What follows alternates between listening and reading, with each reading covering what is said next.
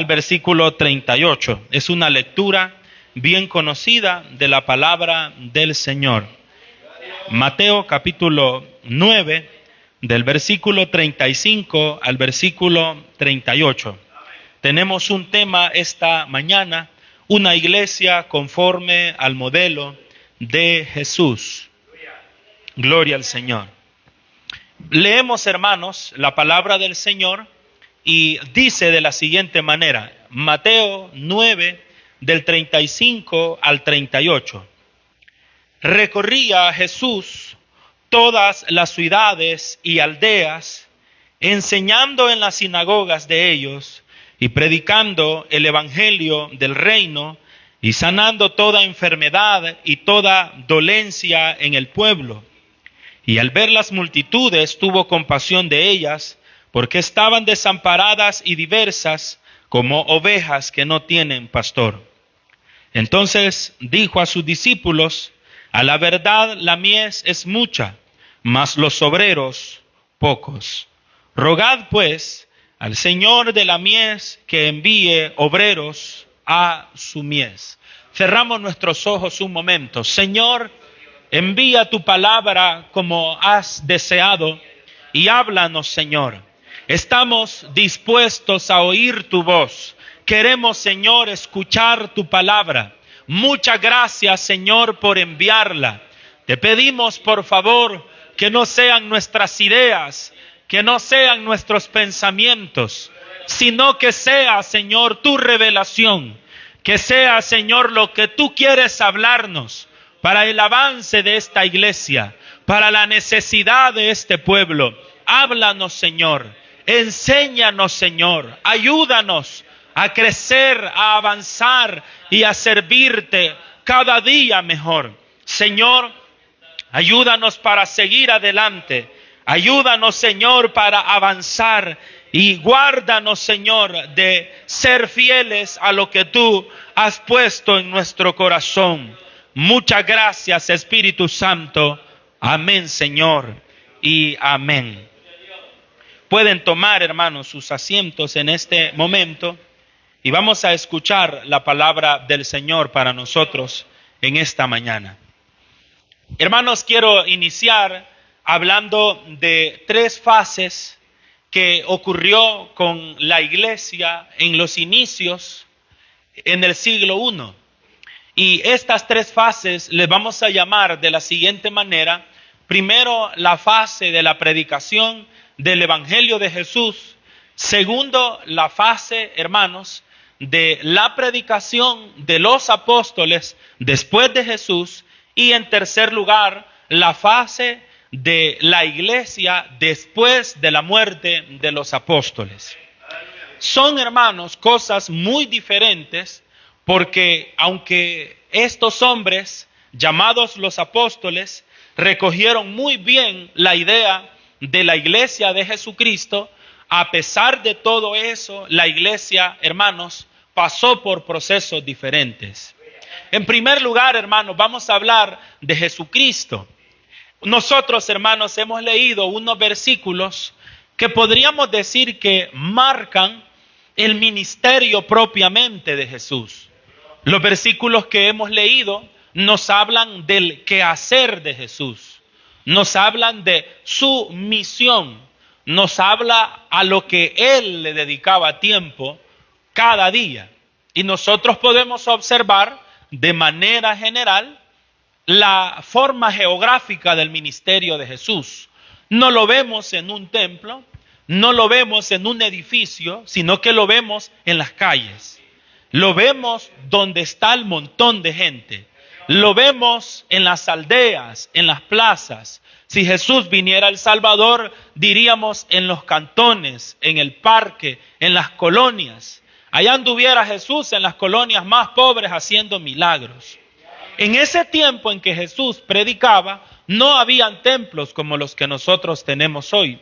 Solamente había uno que tenía una función diferente para lo que a nosotros hoy le llamamos templo. Pero podemos ver, hermanos, de manera general, tres elementos que Jesús hacía.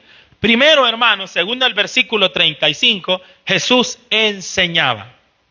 En segundo lugar, según el versículo 35, Jesús predicaba. Y en tercer lugar, según siempre el versículo 35, Jesús sanaba a los enfermos.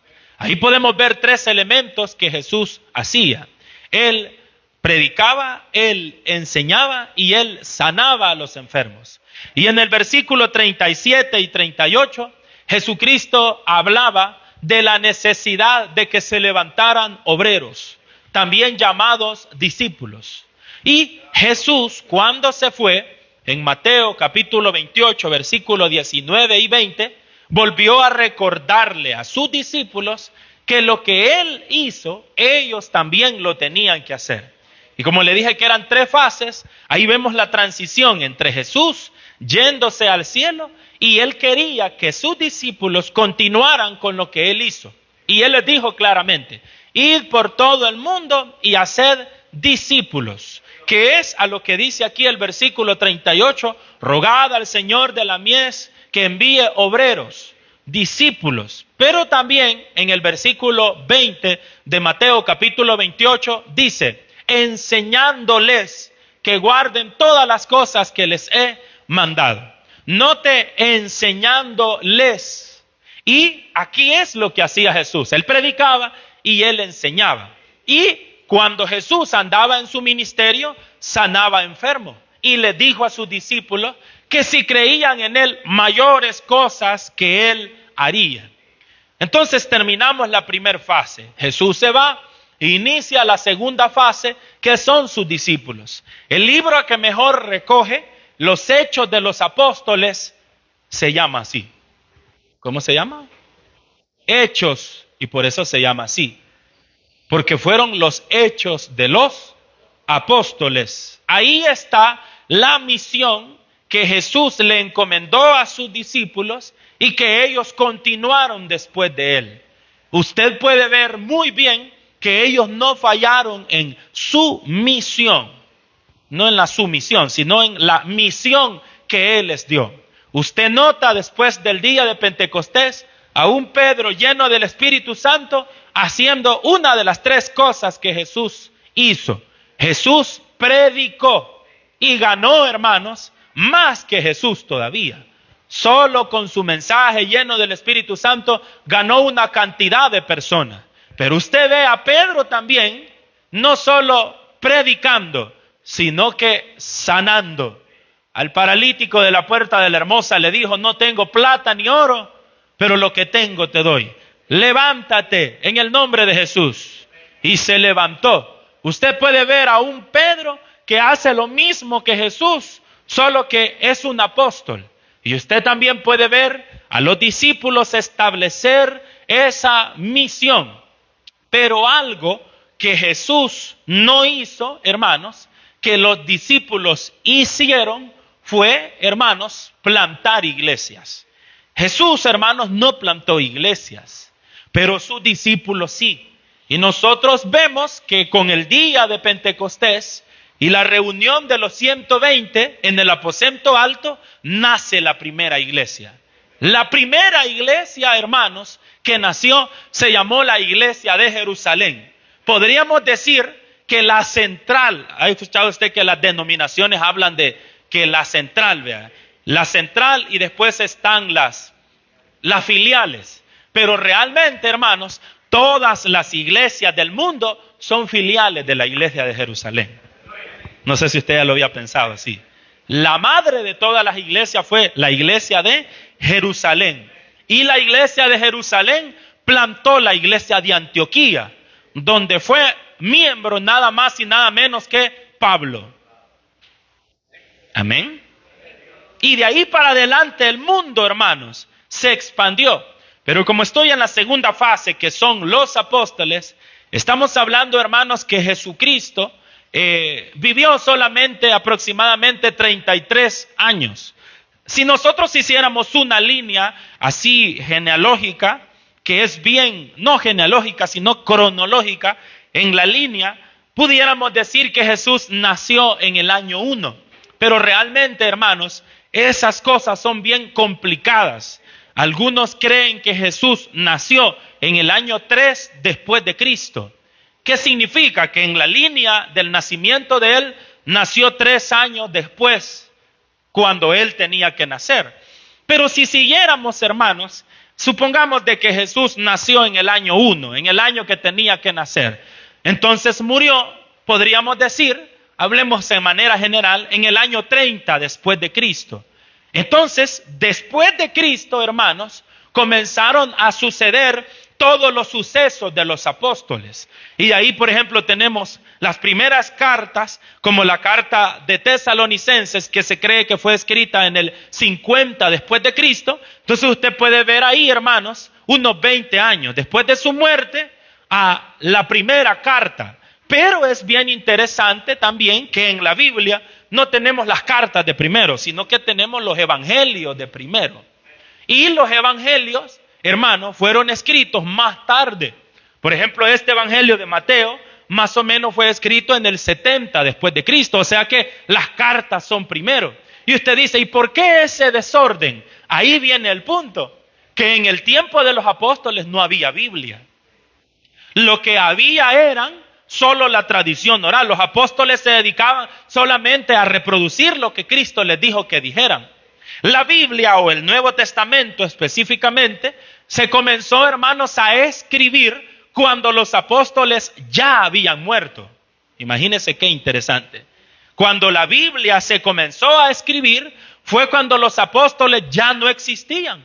Por lo tanto, no fueron los apóstoles los que redactaron su propio evangelio. No fue Mateo quien anduvo escribiendo los sucesos de Jesús. No, son escuelas que están detrás de ellos. Pero no voy a hablar mucho de eso, eso lo vamos a hacer otro día. Quiero hablarles de la fase 3, que la fase 3, hermanos, ya es del año 100 después de Cristo. El último de los apóstoles que sobrevivió a las persecuciones del Imperio Romano fue Juan. Juan, hermanos, es, según los escritos, el escritor de Apocalipsis y de las cartas que llevan su nombre. Primera, segunda y tercera de Juan. No se vaya a perder a partir de abril que vamos a estudiar, hermanos, las cartas generales versículo a versículo. ¿Cuántos quieren aprender? Versículo a versículo vamos a dar estudio para que la iglesia aprenda más. Cuando ya dejemos de predicar en las calles, vamos a pasar a aprender. Entonces, Juan fue el último de los apóstoles. Y se cree, hermanos, que Apocalipsis, que es el último libro de la Biblia, fue, hermanos, escrito aproximadamente por el año 98 después de Cristo. Y Juan, hermanos, murió en la isla de Patmos, exiliado por la persecución romana. ¿Qué vemos ahí? Vemos la finalización de la segunda fase. La primera fase termina con Cristo yéndose al cielo y dejándole la misión a sus discípulos. Y la segunda fase termina con la muerte del último apóstol, que fue Juan. ¿Quién sigue después? Pues siguen, hermanos, los discípulos de los discípulos. Porque si hubo algo que entendieron muy bien los discípulos, fue hacer discípulos. Lo repito, si hubo algo que entendieron muy bien los discípulos, fue hacer discípulos. Y nosotros vemos, hermanos, que después de que los discípulos mueren, se levantan los discípulos de los discípulos.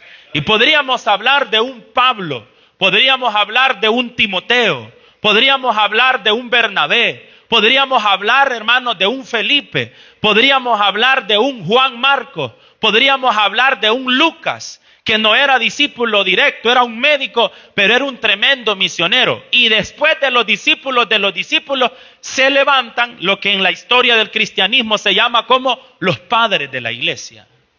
Los padres de la iglesia, hermanos, son los que alguna vez usted ha escuchado, los que son más lectores, como Tertuliano, como Orígenes de Alejandría, que fueron tremendos teólogos, los primeros, hermanos, y los precursores de la teología del Nuevo Testamento, no como hoy la tenemos, pero significa que Jesús no falló en su misión. ¿Y cuántos años duró Jesús de vida? Duró 30.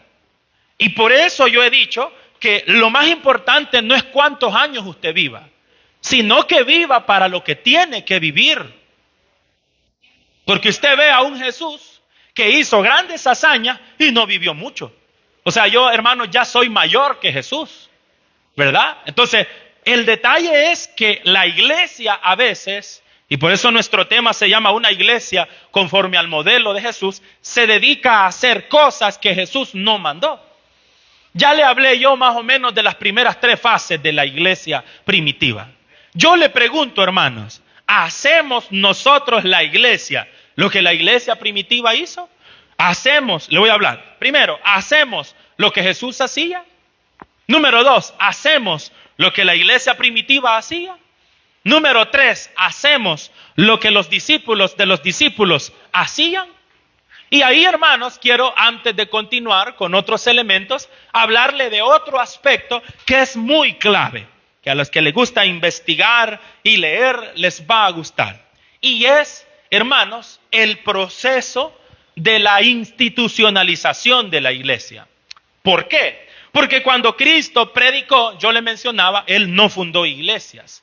Él solo se dedicaba a predicar. Los discípulos sí, ya hermanos, comenzaron a fundar iglesias. Pero iglesias no lo entendamos como un templo, sino las casas. Porque en los primeros 300 años de la iglesia no tuvo edificios. Por lo tanto, las iglesias que se mencionan en la Biblia son iglesias en las casas. De ahí, hermanos, el modelo bíblico de la iglesia celular. O sea, hacer una iglesia celular es lo más bíblico que podemos ser. Porque la iglesia no pasaba, hermanos, en un templo. Pasaba en las calles, predicando, enseñando, casa por casa. Así como veo yo algunas imágenes que suben los hermanos líderes de células en los grupos de WhatsApp, que ellos van casa por casa. Usted ve aquí en Alegría, eso va pasando. El evangelio va casa por casa. ¿Y cuántos creen que va a seguir, hermano? Amén. Entonces, pero hay una cosa que es lo que yo quiero mencionar. Que lo que está sucediendo, hermanos, lo que sucedió, con la iglesia primitiva, es lo que hoy sucede, mire usted, con países que están siendo, hermanos, perseguidos por el evangelio. Y podemos, hermanos, mencionar bastantes países en un rango de 3 países donde el evangelio no puede entrar. Países donde el evangelio no puede circular, pero hay ahí algunos escondidos. Y otros países donde se paga con la cárcel predicar. Y hace poco yo estaba leyendo un blog, hermanos, de un grupo que tenemos por ahí de células. Y estaban hablando de cómo está siendo la iglesia perseguida en países como Irak, Siria, Afganistán, que son países altamente, hermanos, musulmanes. ¿Qué hacen ellos, hermanos? Se reúnen en las casas a escondidas. Ahí hay evangelio, pero no hay templos. Si se reúnen así como estamos nosotros aquí, qué bonito ha estado el culto, hermanos. Qué preciosa ha estado la alabanza. Si usted no se ha gozado es porque no ha querido. Aquí, hermanos, nadie nos dice nada, pero en esos países sí. Pero en esos países el poder de Dios está salvando las personas. Leía, hermanos, en este blog que la gente va, se esconde, hermanos, y se aprende trozos de la Biblia. Por ejemplo, se aprende el Padre Nuestro de memoria, y luego salen de esos esconditos. Y con ese Padre Nuestro evangelizan a otro. Padre nuestro que estás en los cielos, santificado sea tu nombre. Con esos trocitos, actualmente, ahorita, se reúnen y el evangelio de Cristo continúa avanzando. Porque ese fue el modelo de la iglesia. Hermano, la iglesia no es un templo. Por eso cada miércoles que la iglesia se reúne en una casa, ahí está la iglesia. Porque la iglesia es usted. ¿Cuántos creen eso? La iglesia soy yo. La iglesia somos cada uno de nosotros. Y es por eso que aunque vuelva a haber pandemia y nos encierren 5 años, la iglesia no se detiene. Porque si nos encierran, usted se reúne en su casa a alabar a Dios con sus hijos. ¿Cuántos creen eso, hermano? Si nos quitaran la Biblia, tampoco la iglesia se detiene. Porque varios textos yo me los sé de memoria. Y solo que me quiten la vida, pueden quitarme el que yo hable de Cristo Jesús. ¿Cuántos creen eso? Solo que nos quiten la Biblia, solo que nos quiten la vida, nos pueden quitar de que seamos iglesia. Por eso la iglesia mañana va para el mercado, va para el trabajo. Porque ahí en el mercado usted le está hablando a la señora de la verdura, le invito a la iglesia, le invito a la célula. La iglesia no sirve aquí adentro.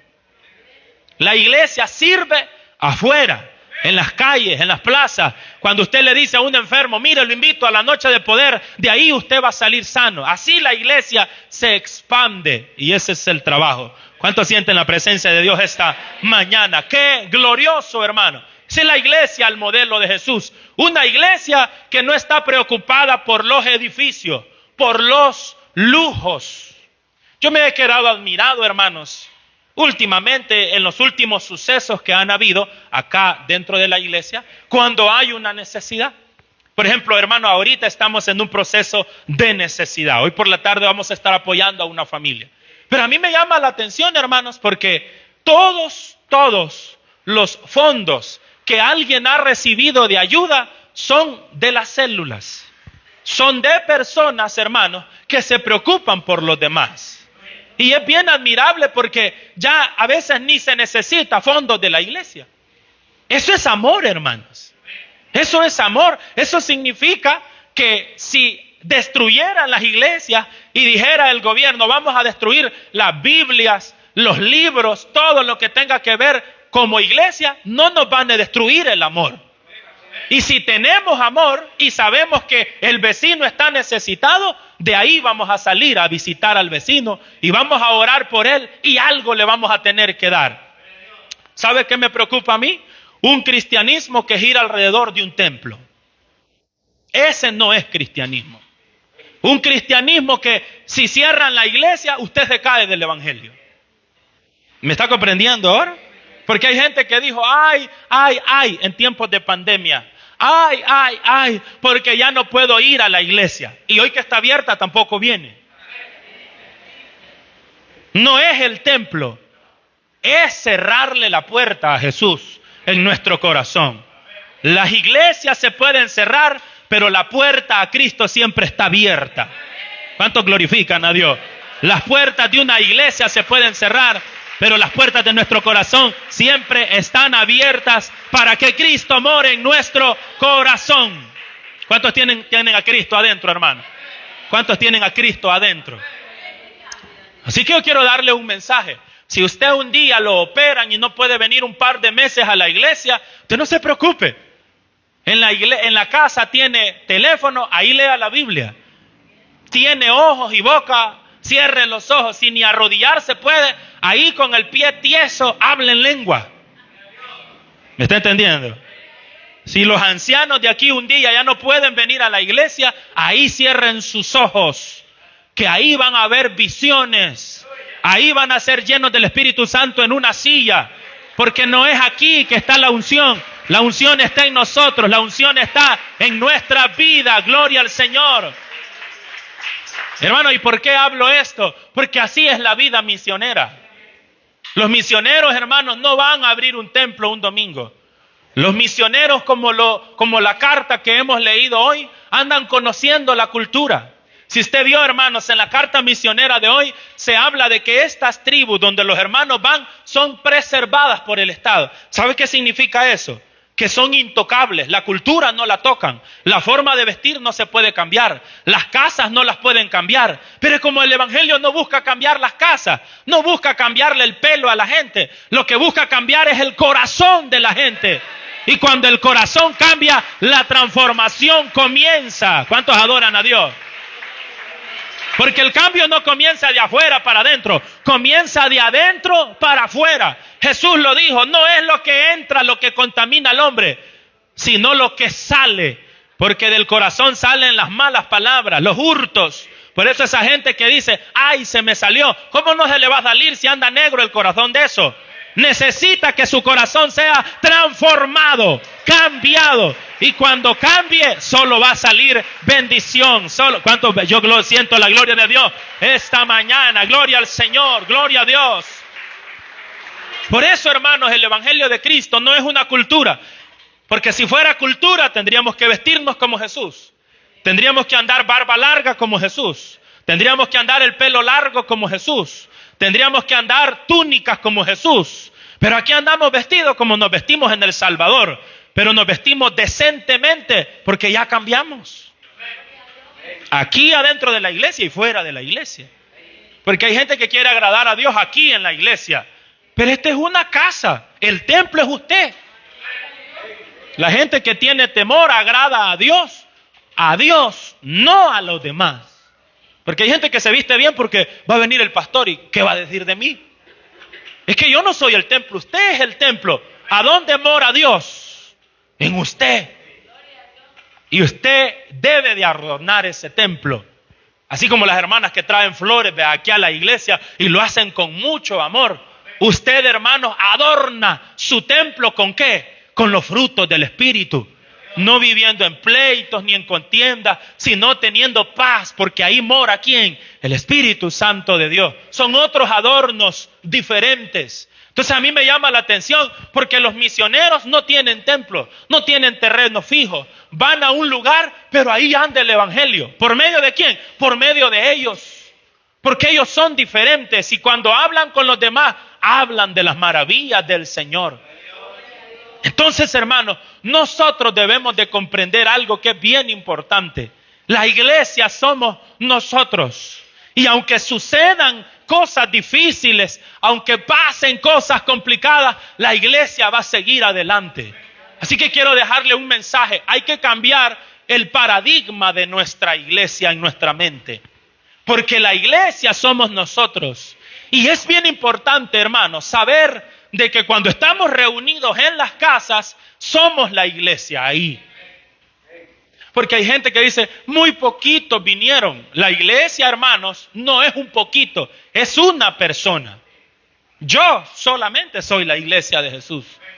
Entonces, lo que necesitamos es que la iglesia avance en los corazones de las personas. Y quiero, hermanos, mencionarle en lo que me falta del mensaje, algunos aspectos que la iglesia debe de tener.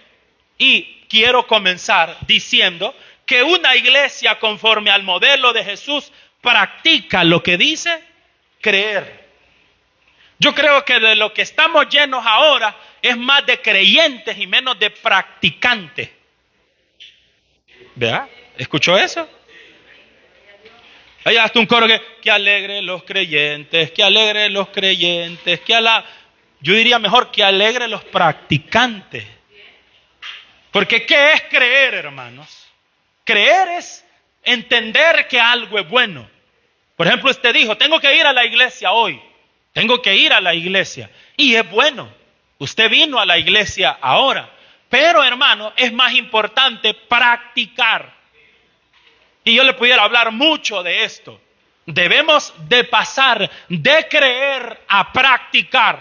Ya lo he hablado muchas veces. Yo le puedo decir a usted, ¿cuántos creen que es bueno orar? Todos van a decir amén. Pero es mejor practicar.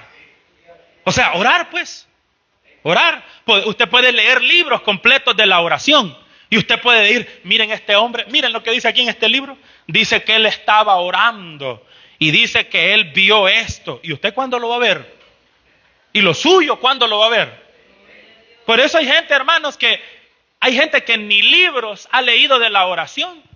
Y ora más que los que escriben libros sobre la oración. ¿Escuchó eso?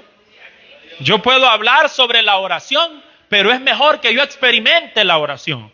Y así puedo hablar de muchas cosas. Que es bueno ayunar, pero no ayunamos. Que es bueno leer la Biblia, pero no la leemos. Y hay mucha gente que habla mucho, hermanos, y no hace nada. Habla mucho, y más cuando pasa aquí y agarra este micrófono, bla, bla, bla, bla, bla, bla, bla, bla, bla, bla, bla, como que hay unción de hablar, pero no hacen. Al mundo no le ayuda gente que habla bonito, le ayuda gente que practica. Que practica, eso le ayuda al mundo. Gente que hace. Yo quiero hacer, hermanos. Yo quiero demostrarle a alguien. Yo no quiero hablar mucho. De hecho, hermanos, dice el proverbio que en la mucha palabra hay pecado. Y por eso predicar es peligroso. Es peligroso porque uno habla un montón de cosas y casi no hace nada. Por eso le voy a decir algo. Usted que no predica es mejor. Porque usted puede predicar con sus acciones. No es aquí en esta plataforma los mejores privilegios que existen. No son aquí, hermano. No se muera de deseos por cantar un par de coros aquí, porque esos no son los mejores privilegios. Los mejores privilegios son decirle a alguien, mire, yo conozco a alguien que puede cambiar su vida. Él me cambió a mí. Eso es más poderoso que lo que yo estoy haciendo ahorita. Es más poderoso que dirigir la adoración aquí.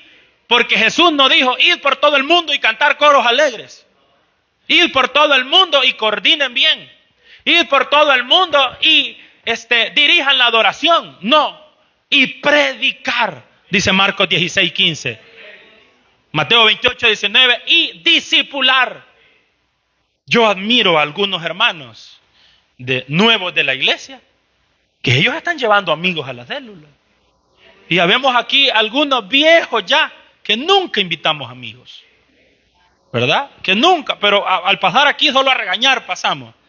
Pero gente nueva está llevando amigos. ¿Sabe por qué? Porque el amor, eso es lo que hace, el agradecimiento. Yo tengo un hermano cercano de los últimos que ha llegado a la iglesia, que lo escucho hablar. Hoy invité a fulano.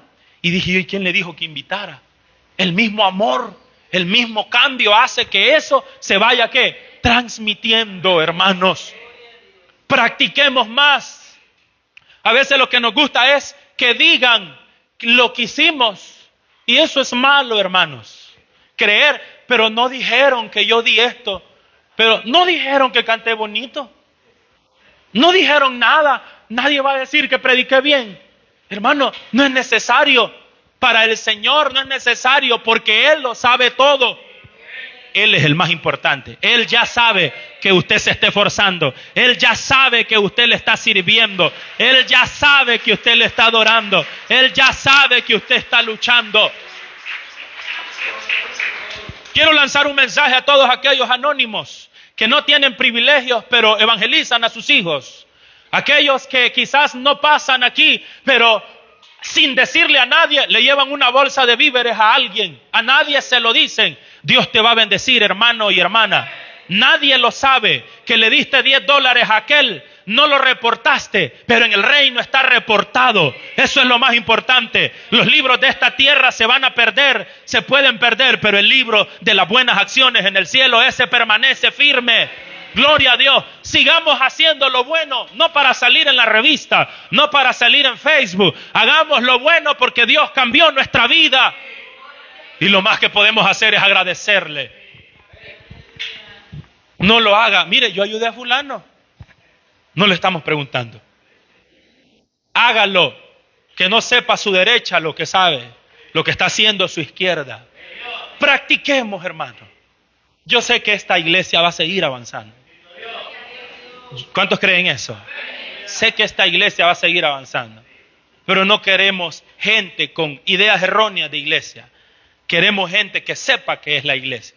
Esta iglesia, al modelo de Jesús, practica lo que dice creer. Pero esta iglesia, al modelo de Jesús, pasa de las reuniones a las relaciones. Hermanos, antes de ser iglesia celular, bueno, no todas las iglesias trabajan como nosotros, pero lo normal era que las iglesias hacían culto todos los días aquí. Y esas eran reuniones. Pero hay que pasar a las relaciones. Y eso es lo que se da en las células. ¿Cuáles son las relaciones? ¿Cómo ve a Jesús usted? ¿Ve relacionándose con los demás? Esa es la vida de Jesús. Hablando con mujeres, hablando con recaudadores de impuestos, hablando con pescadores. Relaciones.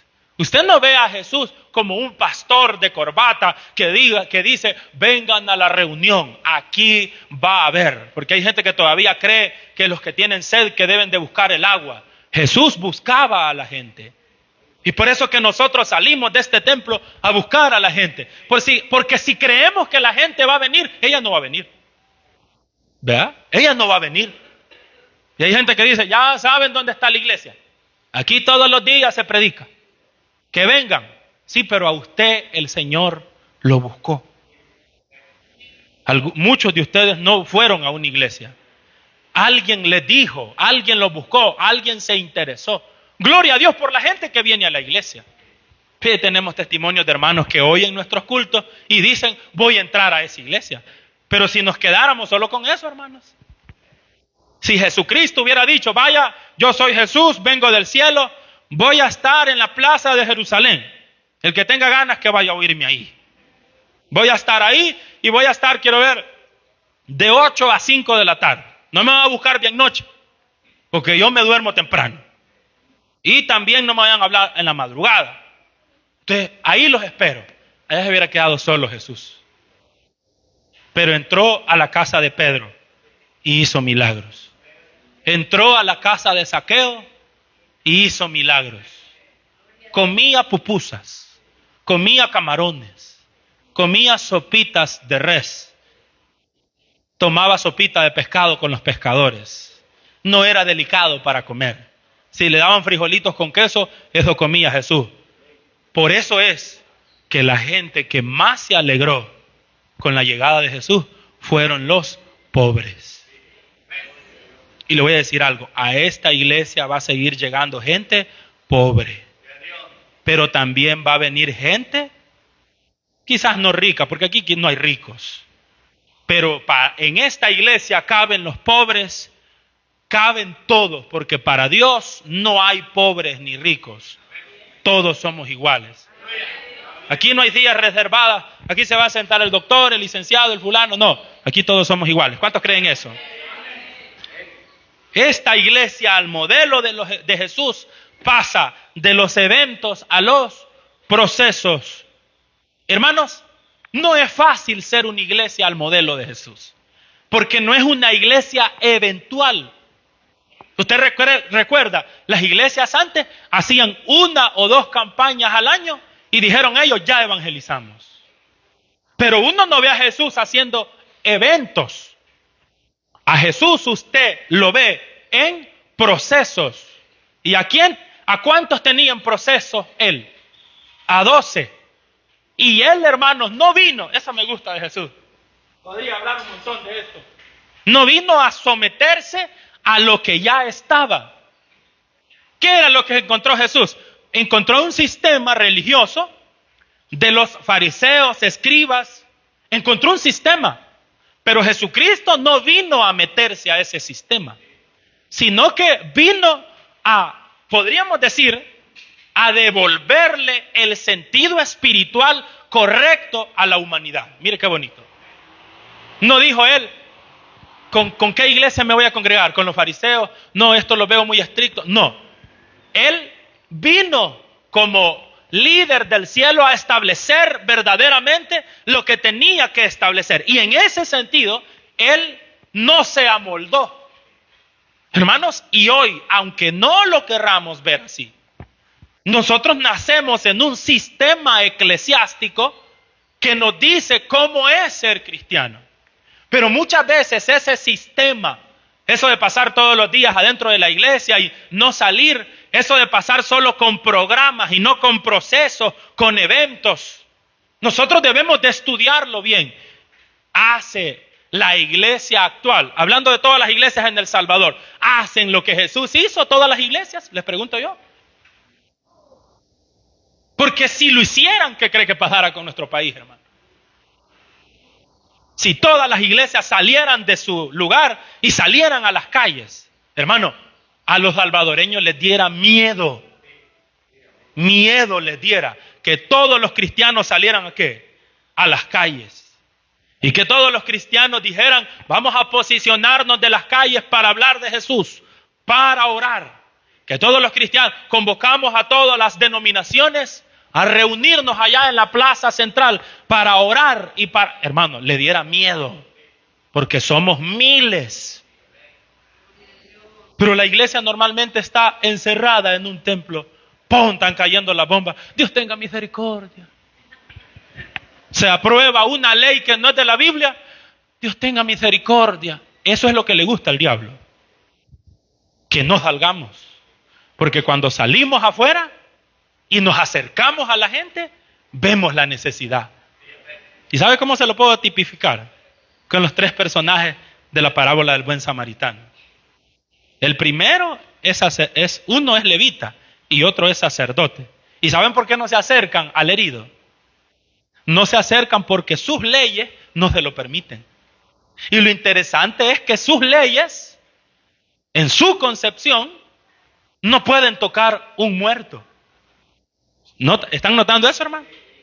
Y lo más terrible, ¿saben qué? Que ellos pensaban que estaba muerto. Pero pasa el buen samaritano. A él nadie le impide nada, no tiene reglas. Y lo primero que hace es que se acerca y lo toca. Está vivo. Solo cuando usted se acerca a una persona y a la humanidad que se pierde, se da cuenta que hay esperanza. ¿Estamos entendiendo eso, hermanos?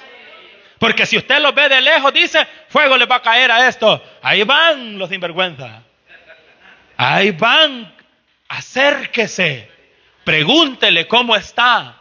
Pregúntele si se siente bien cargando lo que no es Dios. Porque muchos de ellos ya no saben ni por qué andan en eso. Y cuando usted se acerque, se va a dar cuenta que todavía hay esperanza. ¿Cuántos le dan un aplauso al Señor? Hay esperanza. Esos son procesos. Esos son procesos. Y dos más. De los programas a las personas. Siempre se mencionaba antes, ¿verdad?, que los líderes solo se dedicaban a hacer un programa. ¿Verdad? Apertura fulana, alabanzas mengana, coro de adoración fulana. Vengan hermanas el martes porque no están viniendo. Ese era el trabajo antes. Y de ahí regañar. Solo como 3 vinieron. Esos son programas. Pero la iglesia ha pasado de los programas a las personas. Sí, hermano, solo es de ir a una casa, sí o no, los que van a visitar. Usted llega a una casa y se da cuenta de la necesidad que hay. Necesidad emocional. Que ahí, hermanos, no hay pero ni ropa para los niños. Pero si uno no sale aquí de este templo, no se da cuenta de lo que está pasando afuera. ¿Sí o no, hermanos? Cuando yo llego a las células a veces y se le da espacio a los amigos, hermanos. Y estuve en una célula donde el amigo dice, tengo problemas en mi matrimonio, estoy aquí porque ya no aguanto. En un culto como eso, ¿quién se levanta y dice, perdón pastor, estoy emproblemado? Nadie hace eso ahorita. ¿Por qué, hermano? Porque este estilo es más del sacerdote y el levita. Es más de lejos. ¿Sí? Es más de lejos. Y por eso es que esta iglesia trabaja.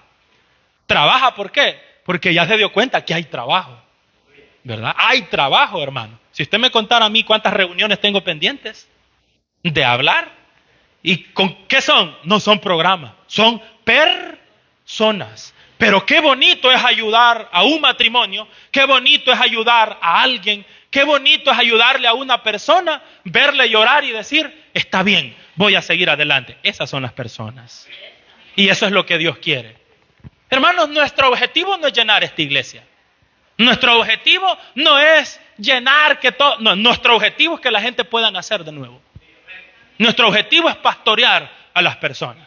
Obviamente, entre más capacidad tengamos, Dios nos va a añadir más. Pero si no podemos atender ni los que están ahorita, Dios no va a añadir más. Su cosecha no puede ser echado en saco roto. Y por último, hermanos, esta iglesia, al modelo de Jesús, tiene un cambio de escenario. Y ese escenario es mental. Es aquí en mi mente. Es un escenario en mi mente. Usted sabe que los escenarios, hermanos, son donde se dan las presentaciones. Y cuando hay cambio de escenario, cierran un telón, ¿ha visto usted? Y hacen un montón de cambios. Y luego la gente está y solo ve el telón. Y suenan una señal. Y dicen, atención. Y la gente pone atención. Vamos con la segunda sección. 3, 2, 1. Y luego el telón, ¿qué? Se abre. Y el escenario es totalmente, ¿qué? Diferente. Eso es lo que necesitan las iglesias. Necesitan cambiar de escenario. Y mucho de ese escenario es cambiar de la iglesia a las necesidades, a las casas. A veces creemos que estamos haciendo bien y no estamos haciendo lo suficiente. No es suficiente solo con venir a la iglesia. Eso no es el evangelio, venir a la iglesia. El evangelio es lo que Cristo hizo. recorría Jesús todas las ciudades y aldeas, enseñando ¿a dónde? En las sinagogas de ellos, predicando el evangelio del reino, sanando ¿qué? Toda enfermedad y toda dolencia en el pueblo. Y al ver las multitudes, hubo compasión de ellas, las veía que estaban como ovejas desamparadas. Si Jesús se hubiera encerrado en la sinagoga con unos lentes, así como la gente que usa, ¿quién es el que viene entrando ahí? Jesús en la sinagoga. Préstenme el rollo de Isaías. ¿Qué bulla hay allá afuera? Vayan a callar a esa gente allá afuera. Si Jesús hace eso. Porque hay gente que así es. Qué ruido, hombre, déjenme estudiar. Hermano, vaya a visitar a la gente. Deje de leer la Biblia y vaya a leérsela mejor a la gente que es allá. Vamos mejor allá. Hace poco anduve yo con un hermano en un sector, no fue hace poco, sino que varios días, con un hermano que me acompaña. Hermano, íbamos visitando la primera casa, una señora que se estaba muriendo de azúcar. Y lo primero que dije yo, le hubiéramos traído una ofrenda. ¿Sabe qué es lo que pasa? Cuando yo llego al lugar, entiendo qué es la necesidad. Y luego, oramos por ella y pasamos a otra, fiebre. No, hombre, si solo en esas dos casas podíamos hacer el día. Pero si hubiéramos estado en el templo, callen esa gente de afuera. No, hay trabajo, iglesia de Dios. Hay trabajo. No pretenda querer ir a las naciones y no va ni a la célula. Un día voy a ir a Siria y no viene ni al culto. Congrégese primero. Haga la obra del Señor aquí primero. Quiere ir a ganar otras gentes por allá y no ha ganado ni uno aquí. Aquí, que si el Señor quiere, le va a decir, ya hiciste bastante aquí, ahora te voy a mover del lugar. Amén, hermanos. Démosle un aplauso al Señor Jesús. Póngase de pie, por favor, la iglesia. Después de esta oración vamos a recolectar la ofrenda misionera. Quiero que levante su mano y le diga, Señor, yo soy la iglesia. Dígale, yo soy la iglesia. Y yo quiero seguir tu ejemplo. Levante su mano y dígale, Señor, ayúdame a hacer lo que tú hiciste. Dígale, Señor, ayúdame a enseñar, ayúdame a discipular. Donde quiera que, ayúdame, llévame a la necesidad. Tal vez usted puede regalar una bolsa con víveres. Tal vez usted puede regalar una palabra de ánimo. Tal vez usted puede dar una palabra de aliento. Aleluya. Dele gracias a Dios que usted es la iglesia. Que usted es la iglesia que está